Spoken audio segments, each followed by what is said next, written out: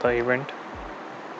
Okay, ladies and gentlemen, and esteemed participants and eager learners, it is with a great excitement and privilege that I extend my warmest welcome to all of you today. I am your host, Mudus Medi, President, Host Innovative and Necessary Circle. As we have previously organized two modules on machine learning with a great participation, and we are happy to see your feedback. Now, again, we are back with the module 3, which is on deep learning. Now I welcome Mr. Ehtisham Raza. We are thrilled to have you as our guest speaker with your extensive 3 years experience as a AI ML engineer. We are looking forward to today's module 3, which is on hands-on implementation of machine learning with the Python. We have an exciting agenda, which are gaining in-depth understanding of deep learning algorithms using Python, implementation of neural networks, perform detection of brain tumor. Let's dive into these insightful discussions, learn from your expertise. Sir, mic is over to you. Assalamu alaikum everyone. Welcome to today's session. Thank you everyone for joining our session. In our today's session, we're going to hands-on with deep learning using Python. Today's session is going to be 100% implementation. We're going to have core understanding about the algorithms. We're going to implement those algorithms with our own data set, and we'll be performing our detection of brain tumor using CNN algorithm of deep learning. So let me start our session with our first agenda. So what we are going to do first? First, we're going to have the introduction. What is deep learning? Applications of deep learning. We're going to see where you can use deep learning in practical. What are the types of deep learning? We're going to see how many types of deep learning. In our last session we had a discussion about different type of ML algorithms, different type of ML. Now we're going to see just like same here about the different type of deep learning, and in the fourth we are going to have the implementation of the deep learning. My introduction, basically I'm working as a AI ML engineer working in a fintech from 3 plus years of experience, where I'm responsible for solving the financial problem using artificial intelligence and machine learning to help the business to fix their issues what humans can do by taking a lot of time. So the machine can take over these tasks and can mimic the human and can do this task in very less amount of time. So if you guys want to connect with me, there are two platforms. There is LinkedIn. You guys can just search my name on LinkedIn. I will be here. If you have any question, you can just query me and I will be responding you as soon as possible. And similarly, on Medium is basically a platform where I publish my technical writing, my blogs, everything, whatever, learn new things. So you guys can also follow me on Medium. So you will have my updates about my publications, whatever I write about the technology, about the different problems I solve in my daily life. I will just be writing over there. So I am also working as data trainer and coach at Analyst HQ, where I'm responsible for training the students and professional across the world. So this is also about my introduction. So before starting our going in depth, can you guys just Mudasir, can you let me know I'm perfectly audible or not?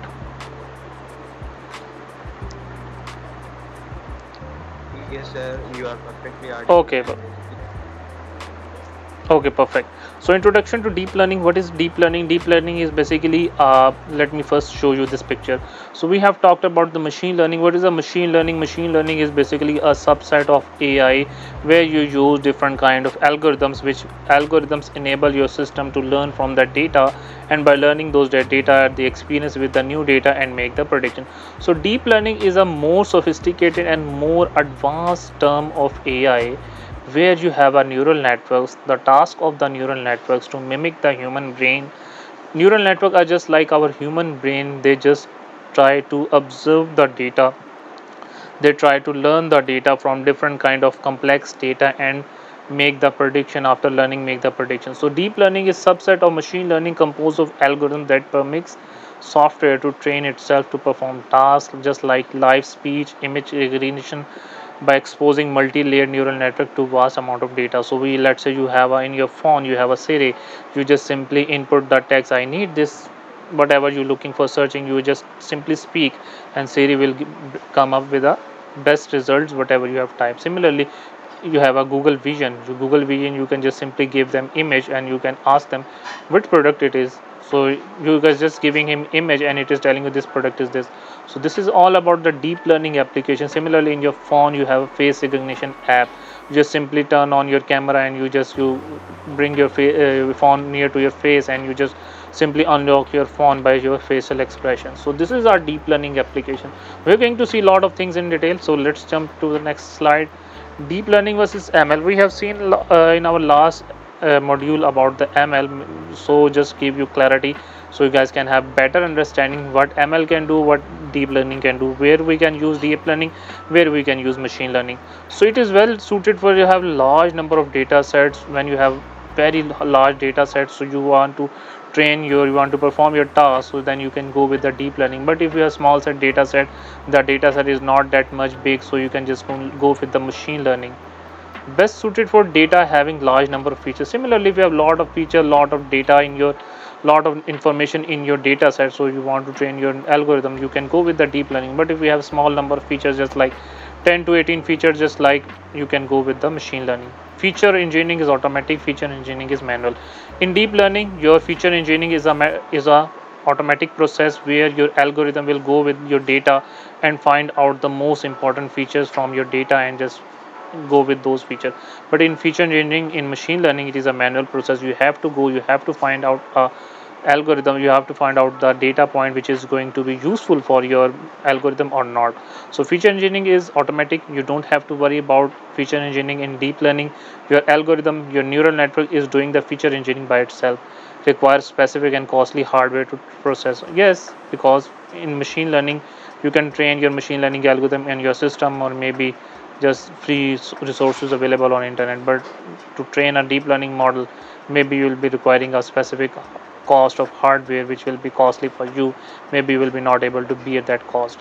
So more generalizable than ML method.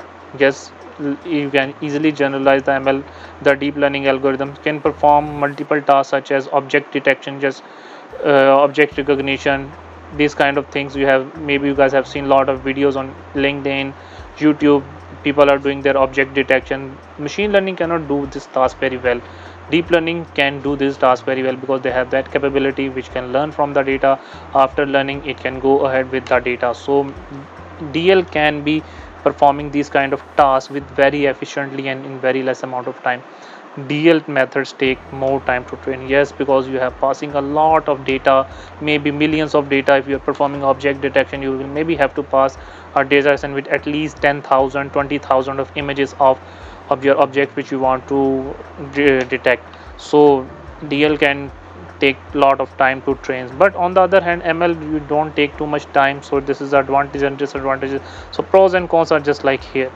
So DL methods are less understandable because, yes, why it is less understandable? Because they have lot of mathematical calculation, lot of derivatives, lot of differential equation, different techniques of cost function, your activation function, your parameters, your optimizer, your hidden layers. All these processings are too much complex, so you may be not able to understand that deep learning model very well. But machine learning models are not that much complicated, you can easily understand the things. So this is the difference, pros and cons. You can just have, you can just understand. If you pick deep learning, if you pick machine learning, what you can have, what you don't have. Deep learning pipeline is just like a machine learning pipeline where you input our data.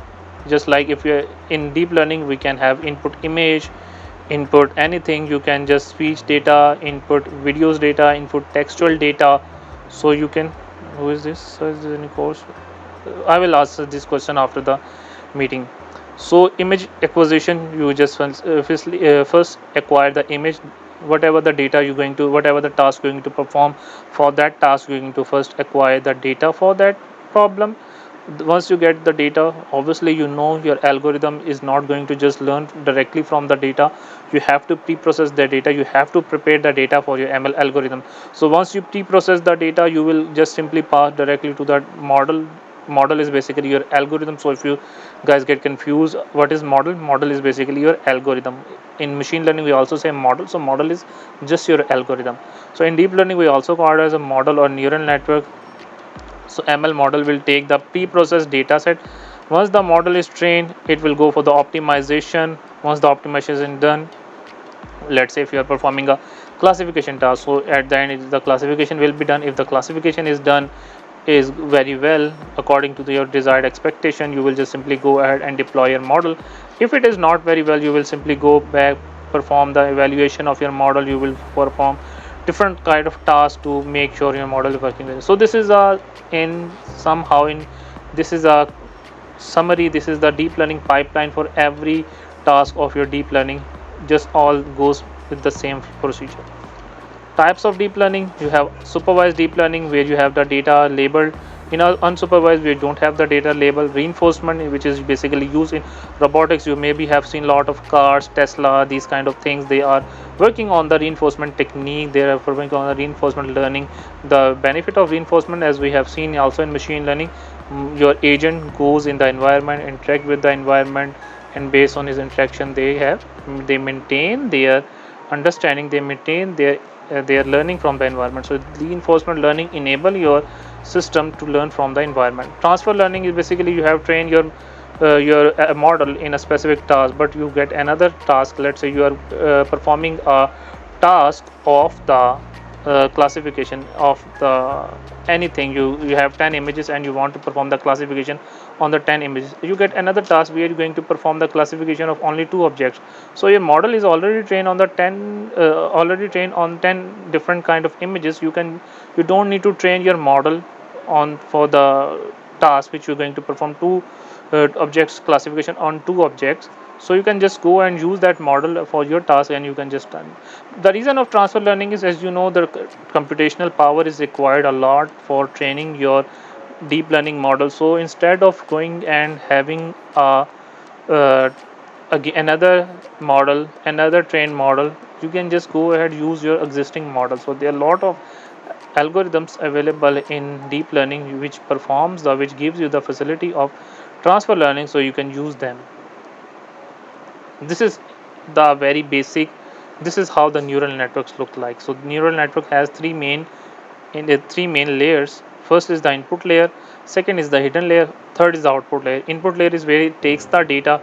Hidden layer where all the calculation, all the computational power, all the calculation, all the differential equation, all weights and bias, all the activation function, all the backward max pooling, all these kind of things are applied, and once the calculation is done, then the output goes to the output layer where you get the output. So we have the this is the working of how ML works. Algorithms: there are different algorithms of deep learning based on your need. Convolutional neural network: this is a neural network which works for when you have a images data set, so you can use the convolutional neural network. Recurrent neural network is a type of neural network which works with the textual data, or you can have a sequential data. Generative adversarial network, GANs, is unsupervised algorithm which works less like you have seen generative AI, different kind of things. So this kind of algorithm can work. Autoencoders is basically an algorithm which basically removes the noise from your data set. Maybe you guys have seen a lot of pictures on internet. This was the picture of my father which was very blur. When I passed to a AI algorithm, they make my image clear. So the what which algorithm is used behind this is autoencoder, which basically removes the noise from your image.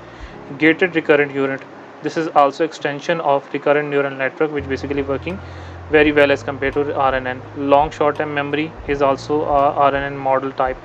Deep reinforcement learning, self organizing maps, these are also the algorithms. So let's go and have the implementation. Let's go and see and train the DL algorithm. So I think so. If you guys have any question, okay, yes, please. Let's have a question before going to the implementation. Yes, Anwar Hussain, you can please ask your question. You can unmute yourself or you can type the message in the chat. So I will be answering your question.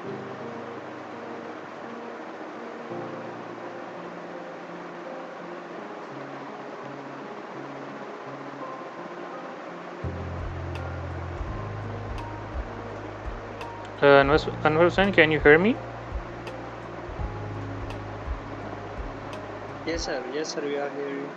Okay, so what is your question, Anwar?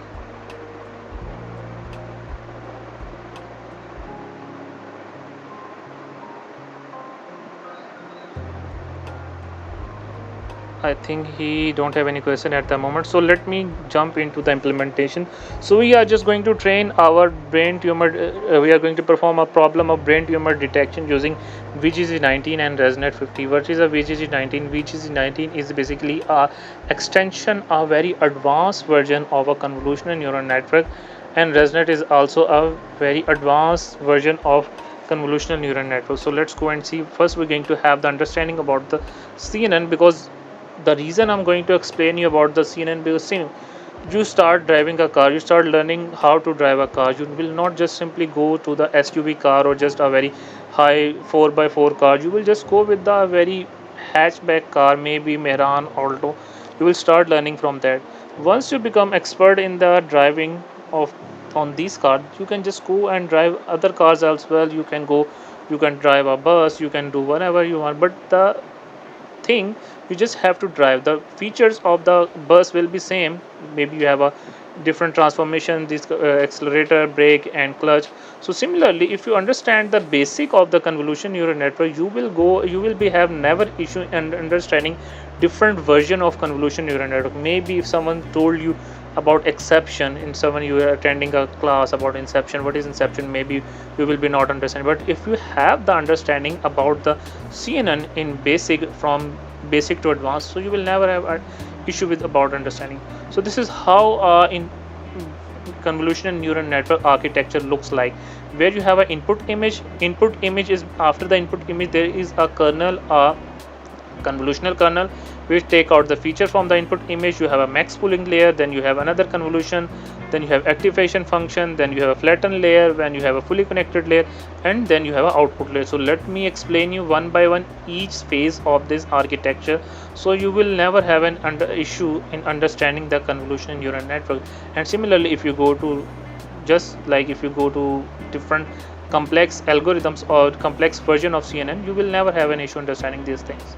So let me jump into the convolutional neural network. Is a type of deep learning neural network commonly used in computer vision. Computer vision is a what is a computer vision? Is a field of artificial intelligence that enables a computer to understand, interpret the large amount of visual data. When you have a visual data, which is visual data, images, videos, these kind of things, you have to train your neural network on that. So you have to use a convolutional neural network, because convolutional neural network is a has a speciality in working with images data.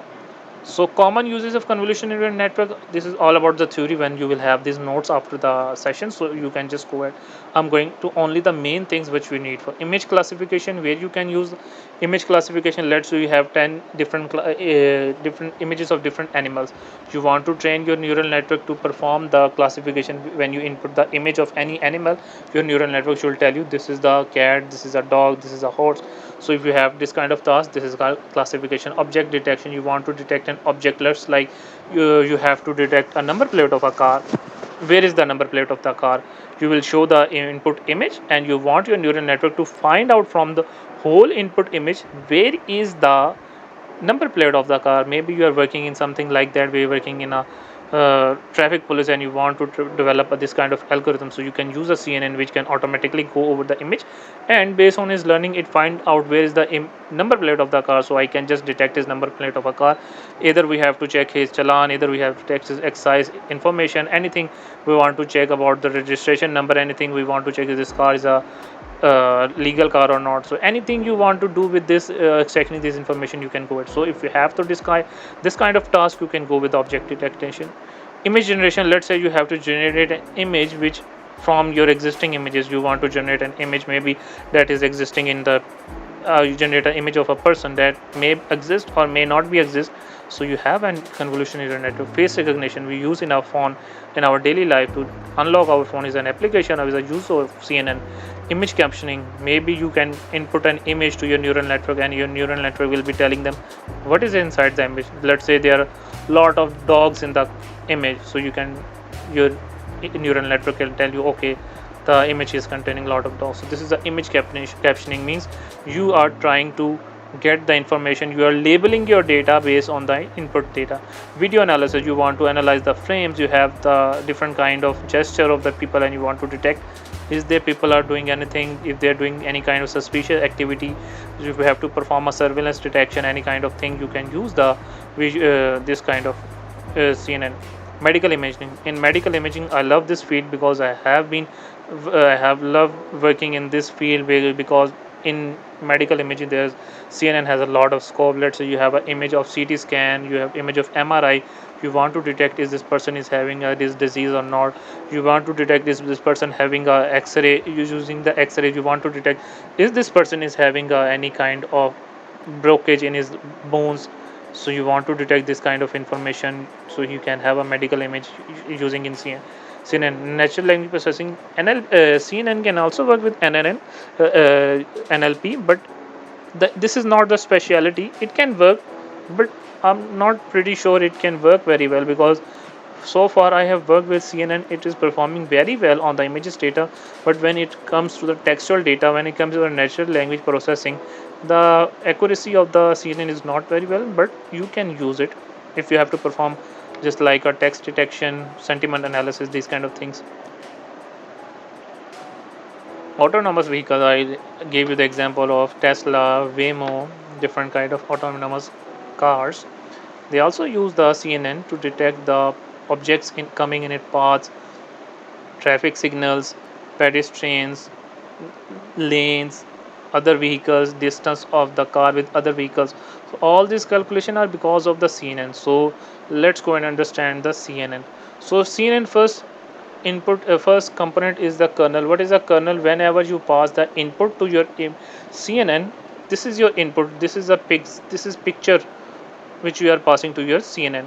So it's not like that this picture will directly go to your CNN and CNN will start working on it.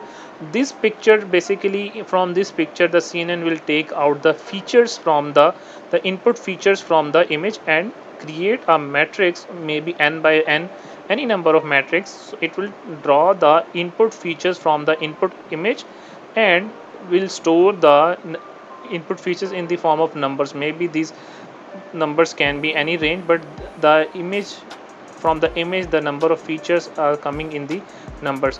Convolution neural network, also the kernel also known as filter or convolutional filter, refers to a small matrix used to extract the specific features from an input image or a volume. So kernel is basically responsible for taking out this, basically goes to this part, take out the feature, then it will travel to next part, take out the feature. So it will keep revolving around whole image, input image, until your all the useful features does not get attracted through the kernel. So once the input image is getting converted to the pixels or number of features, next job is to apply a padding. Padding is basically applied to your input image, because when your input image is very small, when you apply the kernel, maybe your kernel will end up having a very less amount of information from your input data.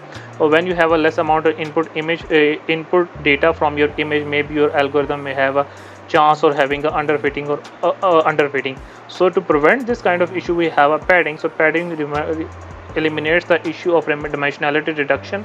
So you will have that much information which is needed for your convolutional neural network to work on your task. So once you apply the kernel, next is the padding is applied. Once the padding is applied, next the information is passed to the pooling layer. So pooling layer is basically a layer which basically, it's not necessary you passing the input image will contain all the features are useful. The job of the CNN is to find out, as I told you, you don't have to worry about the feature extraction. The feature extraction is done automatically in the convolutional neural network. So pooling layer is a layer which basically used for extracting the useful features, only the useful features which can help you in performing your task. Let's say you're going to perform a classification task, it's going to take out only those features from your input data which can help you to perform your classification of your task. So pooling layer is basically responsible for taking out the information which is only responsible for your making your task prediction. The benefit of doing this, you will taking only the useful information, so rest of the information will be dropped in this layer. So you are reducing the size of the information. As the size of the information is reducing, the less computational power is required, because you are going to working with the image. So images take a lot of time to process, so less is the information, it takes less time to train your neural network. Next is a stride. Stride is basically applied on your kernel and on the pooling layer. Stride is basically the size, how much is the size I am going to apply on my input image or pooling layer, so to extract the information. Stride size 1 basically used to take the every information from your input image. Stride size 2, let's say you are missing some information, you are just preserving, you are not taking all the information, you are just taking a step of 2. So stride is basically responsible for taking out the information. Depending the size of your stride, it depends also the input output you are getting from your kernel.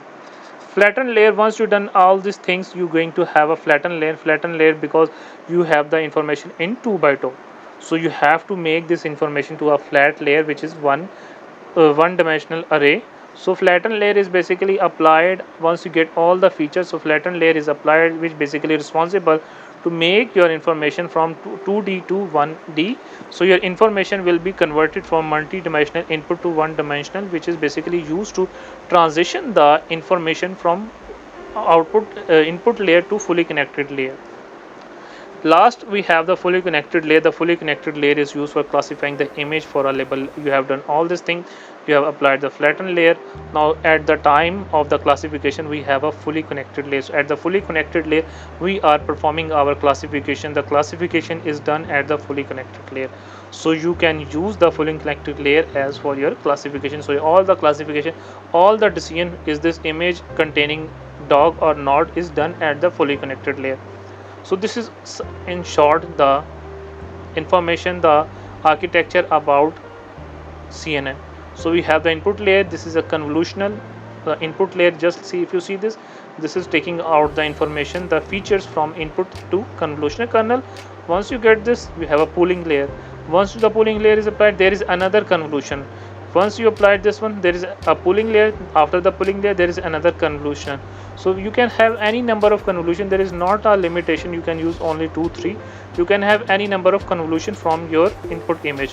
So pooling layer, once you have the pooling layer, you have the flattened layer. After the flattened layer, we have fully connected layer, then we have the output layer. So this is all about the architecture of the CNN.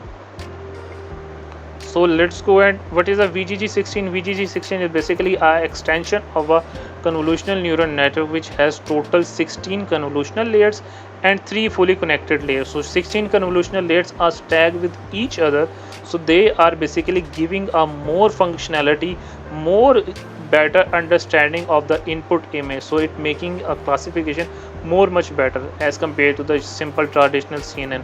If you compare the accuracy of VGG19 and traditional CNN, you will see a lot of difference. VGG will be performing very well as compared to the CNN. So let's see the architecture. So these are the convolution.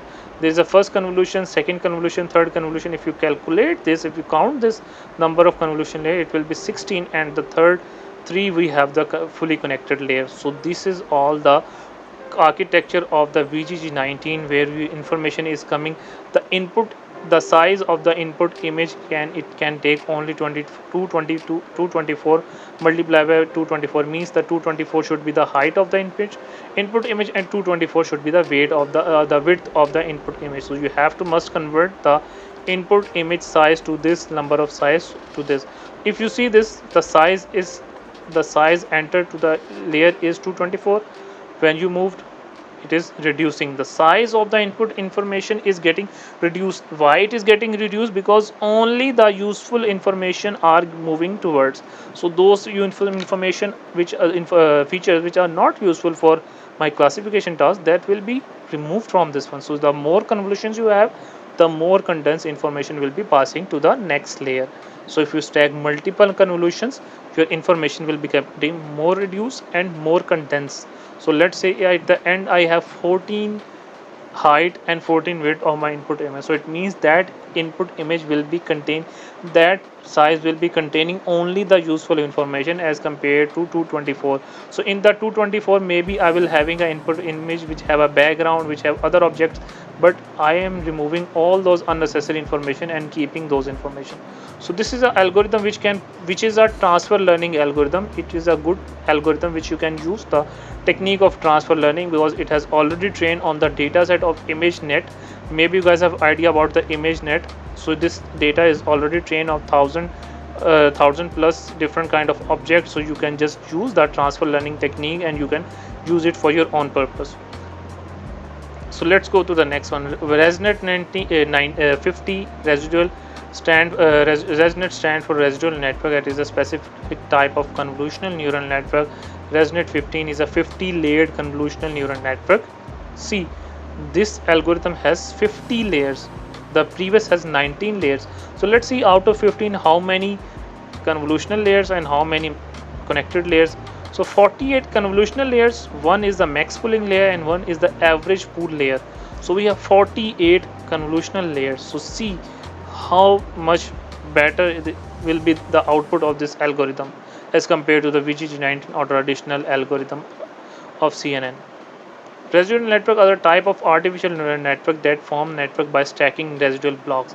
Let's go and see the first the architecture, then we'll talk about this. So this is the architecture which has 5 different stages.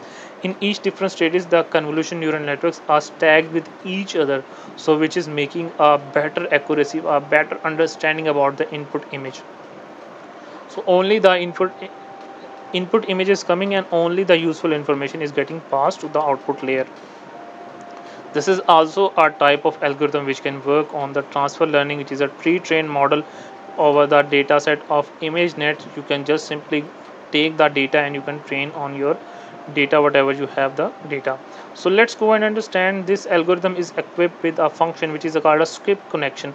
Skip connection, as its name suggests, the skip name some of the layers in the neural network and feed the output of one layer as the input to the next layer. So if you see this, all these neural networks, all the layers are convolutional layers are connected with each other. This layer is connected with each other, but this layer, this step has also have a connection with this one, this step also have a connection with this one. The reason is maybe this step is starting, you pass this information and this step is not working very well. So and if the information, if the output of this connection is not working very well, maybe it can also disturb the output in of this layer, because if the input is not coming very well, how you can expect the good output. So we have a direct connection with this one. So if any of your layer it start performing bad, just it will simply ignore the input coming from this layer, from previous layer. It will start taking the input from a previous layer. So this make it more advanced, make it more very versatile, because it does not rely on the previous input, because it has a connection.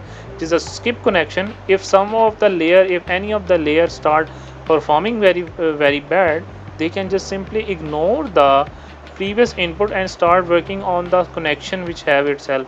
So it makes the, because as you have a lot of convolutional layers, which can end up a very bad accuracy of your model, because you can have very condensed information. Maybe if you guys have seen in the VGG19, we took the 224 by 224 input image, and the end we have a 7 by 7 output image. So input image is getting compressed. As the input image is getting compressed, so you may be lose your information. So to prevent this loss, we have a skip connection. Skip connection make sure your accuracy of algorithm does not go beyond your expectations. So this is all about the ResNet architecture. I'm not going very much in detail because we also have implementation and we are also running out of time. So I'm just, let's go and see the implementation. I will walk you through. I will pass over these lectures after this session, so you can have a look by yourself. I'm just loading the libraries. I'm training this model on the TensorFlow.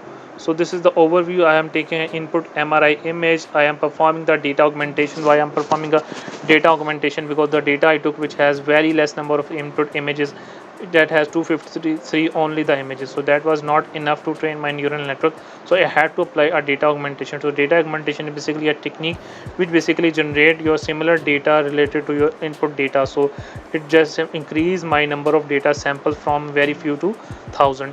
Once I get this data image processing, I don't need to apply the image processing. The neural networks will do this by their own. I have next, when I perform the image processing, I will go for the classification. I will detect either a person is having a brain tumor or not. So this is the overview of the project.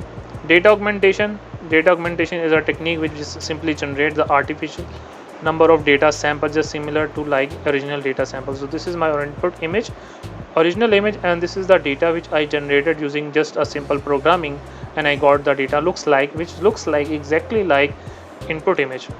No one can say this is augmented image, this is image generated by a computer, this is image generated by a machine. This is just like input image.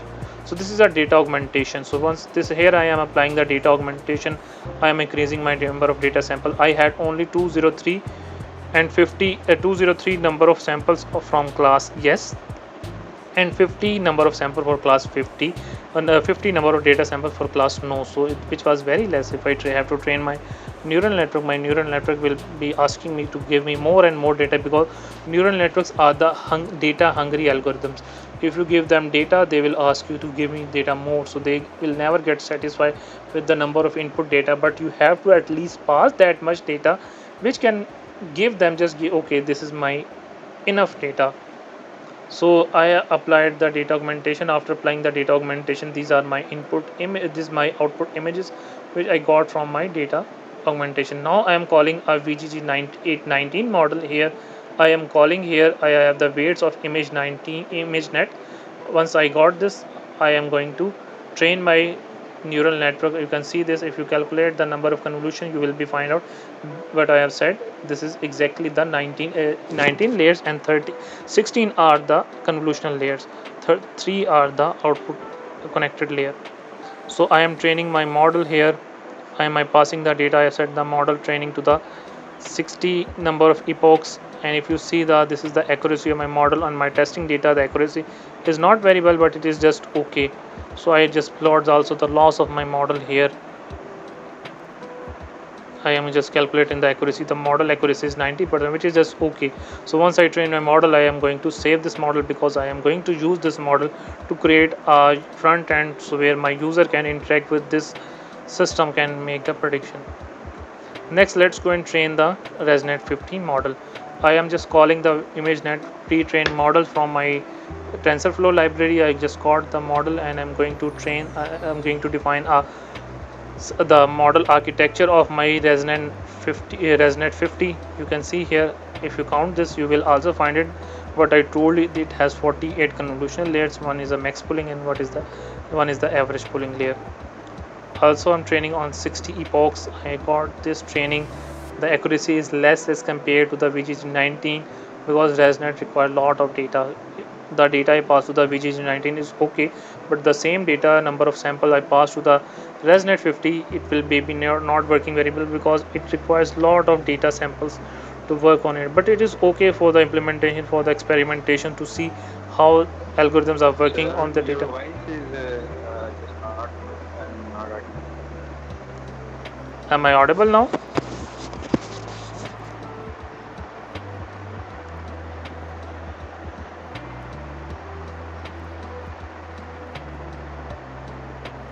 Am I audible now?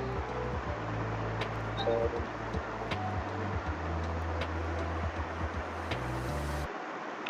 So we have the loss, we have got the models of the loss, and once we got the model, I just simply save my model so I can use it. So my models are saved, I have saved into my local repository. So let's go and see and implement the model. I just train the model. I'm going to use those trained model. I am using a TK Intel library for the implementation of a front end, where I can use my these trained models.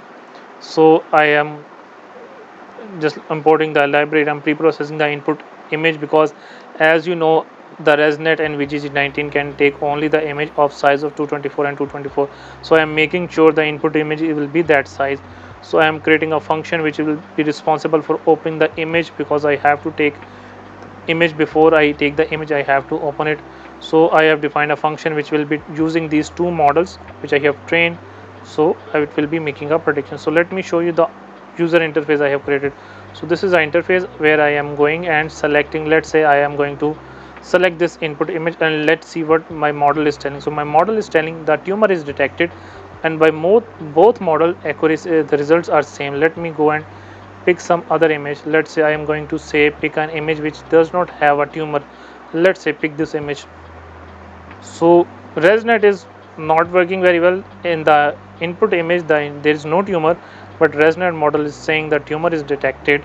So VGG19 prediction is very accurate. So let's go and let's see this. No tumor. Okay, perfect. Let's pick with this one. No tumor. That's good. Let's go with another image of yes. Yes, it is.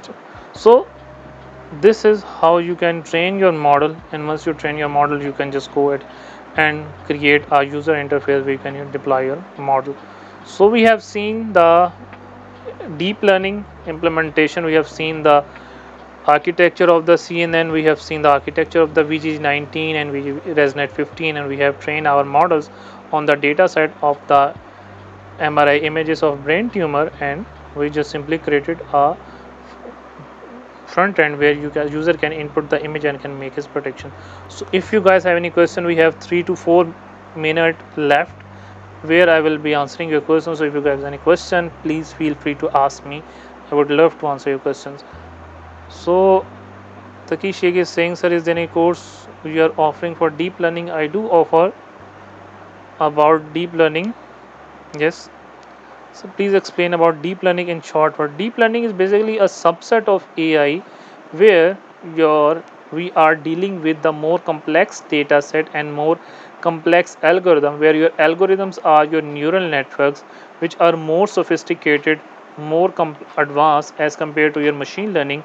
Those problems which machine learning cannot solve, you can solve it using a deep learning. So deep learning is a broader, is a more advanced version of AI. I hope you get it. If you guys any question, you can please ask.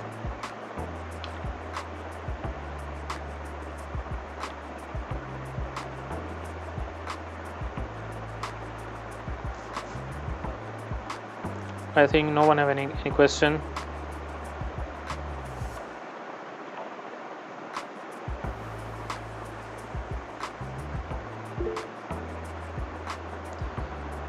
No, I am using the TK Enter.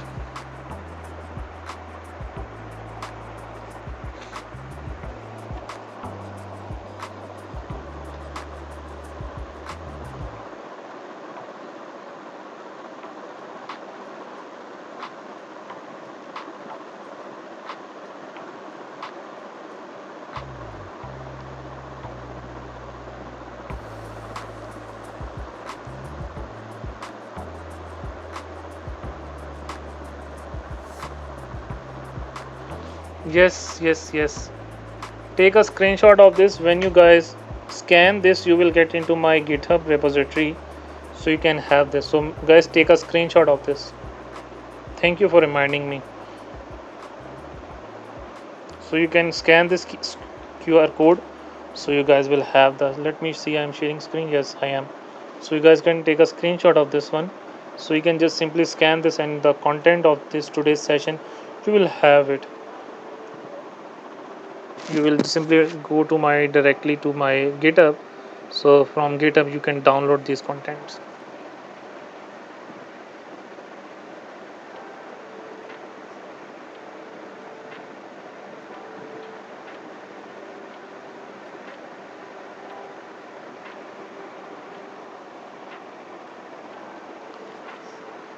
Okay, have everyone taken the screenshot? You're welcome. So, guys, if you have any question, you can ask and unmute yourself, or you can uh, leave your question in the chat, or we are going to end this webinar. Thank you everyone for joining the session. If you guys get any question, you guys have my LinkedIn. You can just text me. I will be responding your questions. Okay, Allah Hafiz everyone. Thank you so much, sir. Welcome. We are really grateful to you for giving us your valuable time. Uh, Welcome. and guys, please give us your feedback for organizing such a webinars. Thank you so much, sir. You're welcome. Allah Hafiz.